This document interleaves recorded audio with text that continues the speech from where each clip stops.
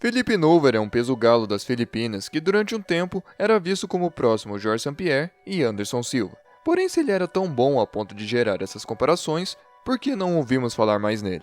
Bom, Felipe Nover começou sua carreira no MMA no dia 19 de julho de 2003, acumulando 5 vitórias e 1 empate, até ser chamado para participar da 8ª temporada do The Ultimate Fighter com apenas 24 anos. Apesar de causar uma péssima primeira impressão ao desmaiar durante o discurso do Dana White por conta do calor, Felipe mostrou que tinha garra na sua luta de entrada contra o Joe Duarte, ao controlar o primeiro round no clinch, quebrar o nariz de seu oponente enquanto mochilado e finalizar com um mata-leão no segundo round. Isso foi o suficiente para o homão da porra, Rodrigo Minotauro, selecioná-lo para o seu time.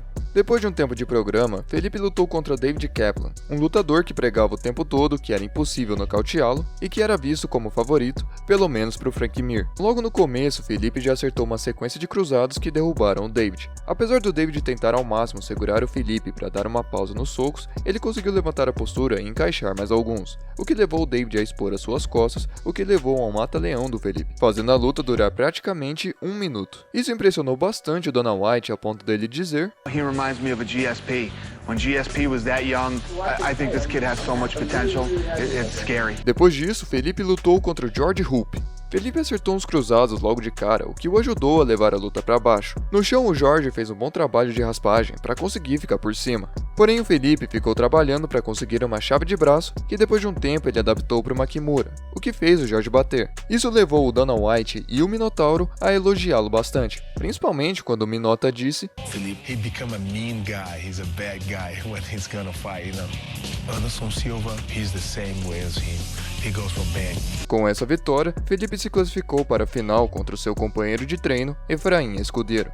O primeiro round se resumiu basicamente ao Efraim controlando a luta no chão com seu wrestling, enquanto Felipe tentava alguma submissão que era devolvida com ground and pound. O segundo foi praticamente a mesma coisa, mas com um pequeno momento de trocação no meio. E no terceiro eles trocaram um pouco mais, mas o Efraim ainda controlou bastante a luta no chão até o momento em que o Felipe quase encaixou uma omoplata, mas que o Efraim conseguiu escapar, assim não deixando tempo suficiente para o Felipe ter uma finalização, o que o levou a uma derrota por decisão unânime. Apesar da derrota, Felipe foi contratado pelo UFC, o que fez ele ficar confortável para largar seu emprego de enfermeiro e se dedicar 100% às lutas, apesar disso significar que ele teve que voltar a morar na casa de sua mãe. Bom, mesmo vindo de derrota, o hype em cima dele ainda era muito grande, o que o levou a uma luta contra o Kyle Bradley, na qual o Felipe era muito favorito. Porém, essa luta foi bem anticlimática, já que após ser levado para o chão e tomado alguns socos, o juiz Yves Lavigne achou que ele tinha apagado e encerrou a luta, sendo que ele só estava mudando de posição, assim o levando à sua primeira derrota por nocaute. Na luta seguinte, ele enfrentou outro ex-membro do TUF, o Robbie Emerson.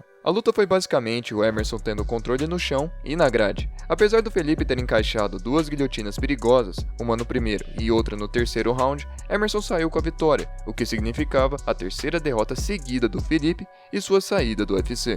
Por conta disso, Felipe decidiu voltar ao seu trabalho como enfermeiro, além de realizar uma cirurgia para remover uma hérnia de disco que tinha em seu pescoço, o que fazia seu braço esquerdo doer e ficar dormente. Durante esse período longe do esporte, Felipe progrediu bastante seu emprego a ponto de conseguir um cargo administrativo no hospital com uma carga horária de apenas 3 dias na semana, o que fez ele ficar confortável a ponto de voltar para sua carreira no MMA. Ao voltar para o esporte, Felipe passou por várias organizações pequenas, tendo uma performance de 5 vitórias e 2 derrotas, o que foi o suficiente para o UFC chamá-lo de volta depois de 5 anos de sua dispensa. De volta ao UFC, Felipe enfrentou Yu Shu Nam, com grande apoio da torcida, já que o assassino filipino estava lutando em Manila, nas Filipinas. No primeiro round, Felipe controlou a luta toda no clinch, acertando uns socos e joelhadas aqui e ali. No segundo, Felipe tentou levar a luta para o chão, porém depois de tentar pegar as costas do Nam, ele acabou ficando por baixo, onde tentou 2 triângulos e tomou alguns socos. Eles então se levantaram,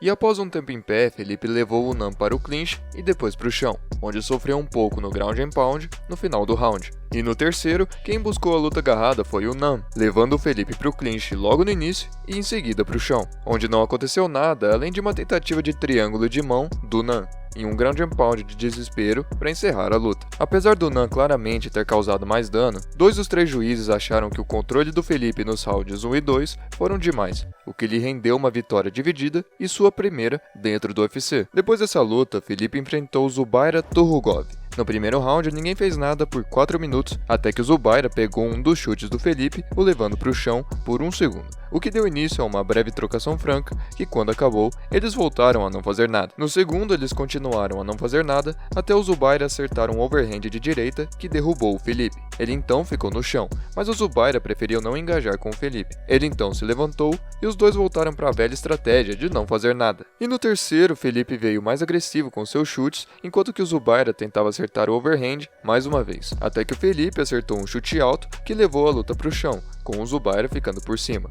Porém, o Felipe conseguiu se levantar. De volta à luta em pé, os dois voltaram a ter bastante cautela ao fazer qualquer movimento, até que o Felipe tentou uma queda que acabou levando a luta para a grade, onde nada aconteceu até o Zubaira escapar e não fazer mais nada até a luta acabar.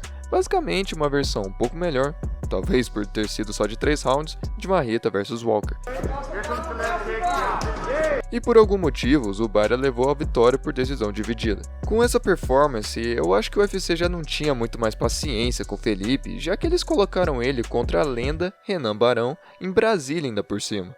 Claro que era o Renan pós-CD de Dillashaw, mas ainda assim era um grande desafio, a ponto do Felipe dizer que durante seu camp ficou treinando com o som de vaia para se acostumar com o nosso amigável. No primeiro round não tivemos muita ação, mas também não foi nenhuma. Basicamente foi o Renan acertando uns combos e vários chutes na perna.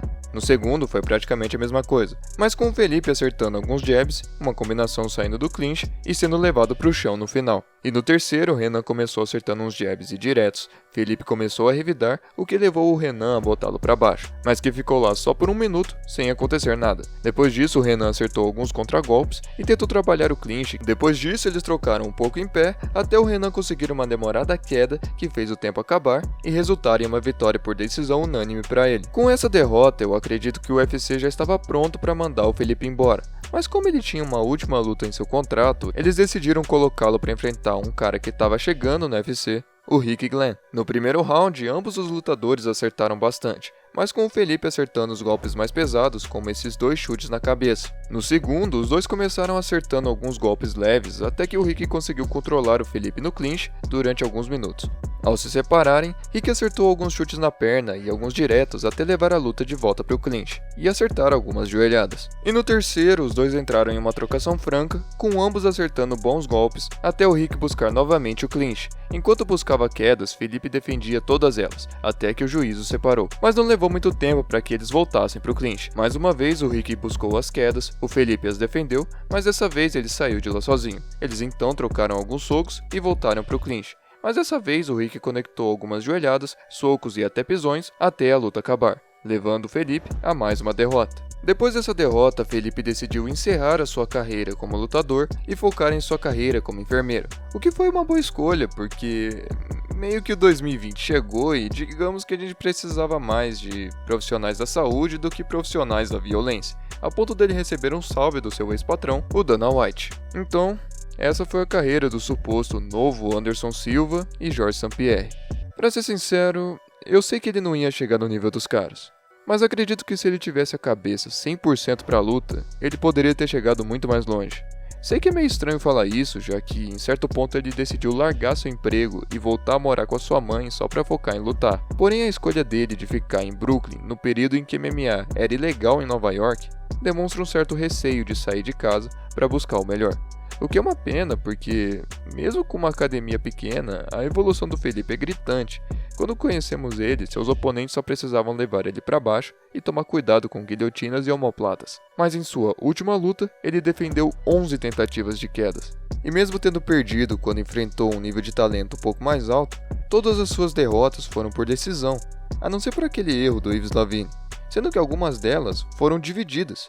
E como eu já salientei aqui, um coach pode determinar a carreira de um lutador, o que me faz pensar como que a carreira dele teria sido se ele tivesse ido para uma American Top Team ou um Team Alpha Male da vida. Mas fazer o que, né? O que nos resta é deixar o like, se inscrever no canal e comentar alguma coisa. Valeu, falou!